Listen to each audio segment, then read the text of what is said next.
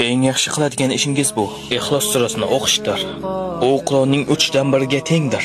Siz qiladigan eng yaxshi ish bu.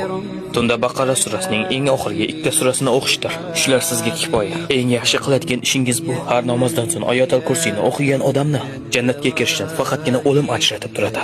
Eng yaxshi qiladigan ishingiz bu. Uxlashingizdan oldin Oyatul Kursiyni o'qishdir. Shunda Alloh sizga qo'rchi tayinlab ertalabgacha shayton sizga yaqinlasha olmaydi. Eng yaxshi qiladigan ishingiz bu. Payg'ambarimiz alayhissalom shunday degan. Kim chiroyli tahorat olib shuni aytsa, قال أشهد أن لا إله إلا الله وحده لا شريك له وأشهد أن محمدا عبده ورسوله. u insonga jannatning 8 eshigi ochiladi. Eng yaxshi qiladigan ishingiz bu.